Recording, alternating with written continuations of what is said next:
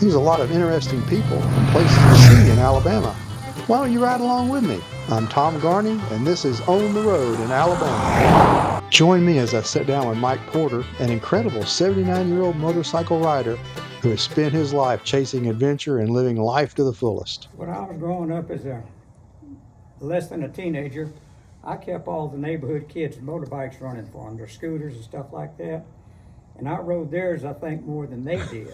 When I come out of service in 68, the latter part of 68, I opened up a Kawasaki dealership. Where at? Pritchard, Alabama. Okay, cool. A guy came in my Kawasaki shop and traded in a 1969 Moto Guzzi 700 for a Kawasaki 500.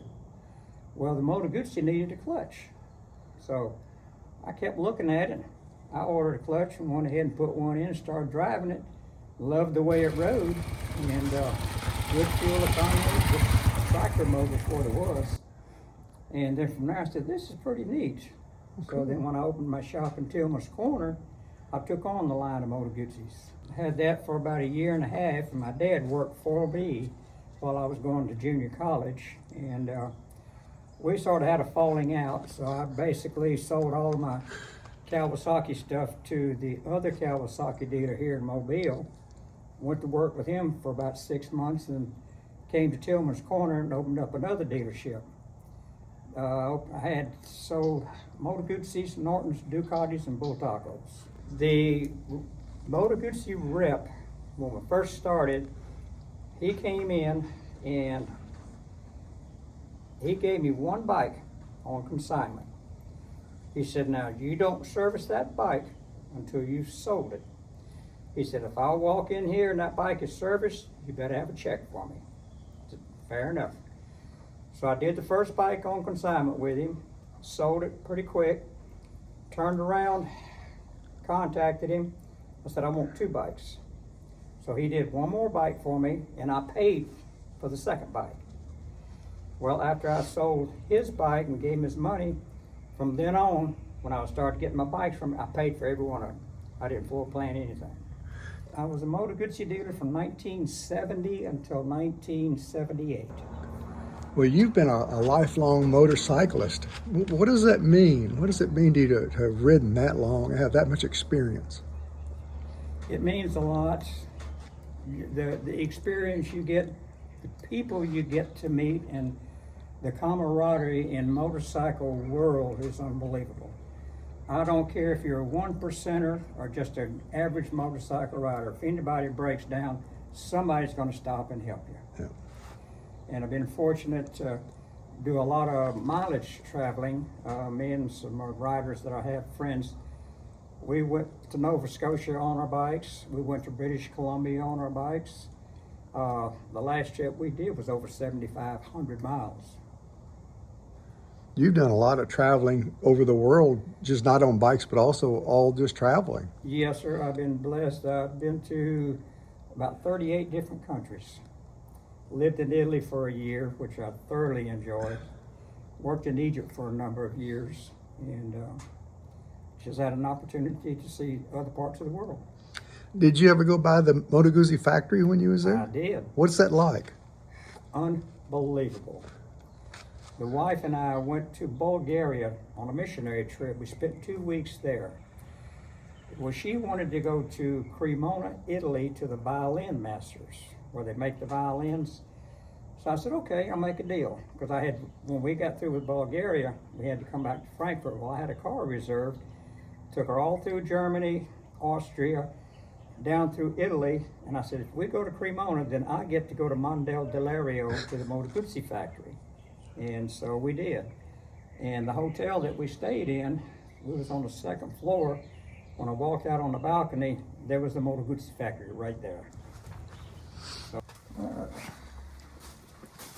this is one bike that I used to short track with. That's a Bull Taco Astro. This bike is a Kawasaki A1R road racer that I used to run a half-a-mile speedway with. The same bike in 1971, I ran Daytona. Now, this was my last race here, On the ATK, I ran the Pikes Peak hill climb. The only other thing I want to do now is run Bonneville. A speed record? You want to make a speed record run? I have a gentleman out of Pittsburgh, Pennsylvania, that I maintain his bike. Uh-huh. He's pretty much a heavier fella, but he wants me to ride his bike. My other shop burned down November the 3rd of 2017. Okay. But that was your commercial shop. You actually had this shop here. This shop here. Was it at this site that it On burned? this side right here. Oh, right. So you just rebuilt it. Yeah.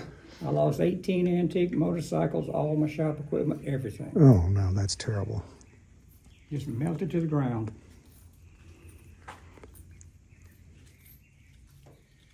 But it's like spilling milk. You're not going to drink it up off the floor. You just have to pick it up and go on. I hear that. Mike, you being a senior rider, if you don't mind sharing, how old are you? 79. 79. Yes, sir. Well, you'll be 80 pretty soon, won't you? Yes, sir. Wow. I think I've been on a bike for 64 years. What would you like to tell new riders coming up today about motorcycling and the history of our sport, and what does it mean to you? What would be the thing you'd want to pass on to these younger riders?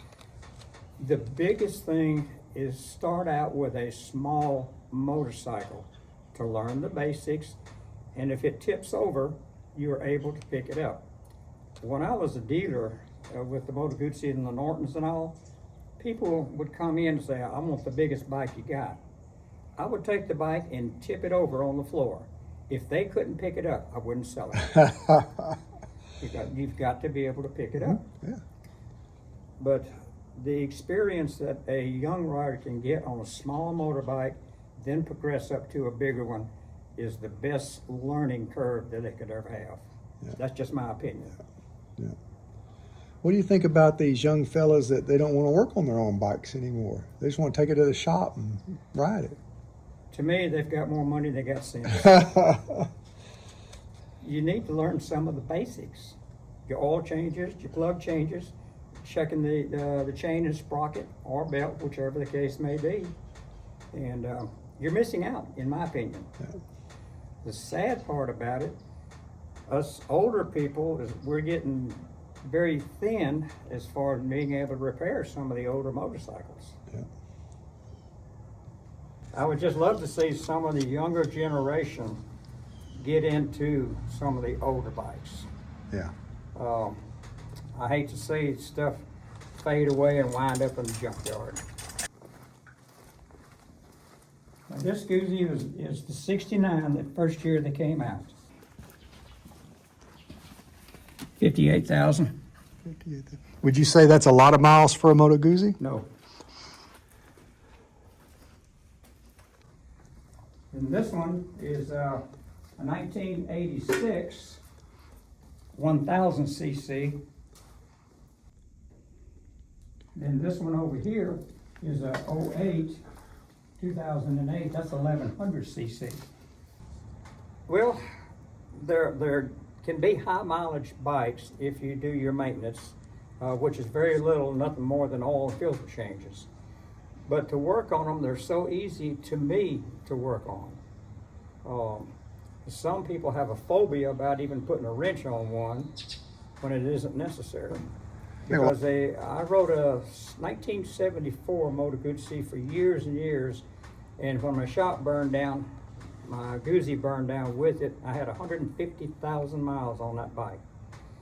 And I could get on it early in the morning going to Reading, Pennsylvania, which was 1,158 miles. I'd ride that bike straight for 16 hours. That's how comfortable it was. Well, I could put it on about 80, 85, and I was getting 50 miles to the gallon. I had a 6.5 gallon gas tank. It's a tractor motor. Mm-hmm. The crankshaft on it is very, very heavy, very durable. Well, Barber's has actually got one of my bikes are restored. Oh, in the museum? Yeah. All right. 1962 Moto Guzzi Coletto. It looks sort of like a scooter, but it's got 16-inch wheels on it.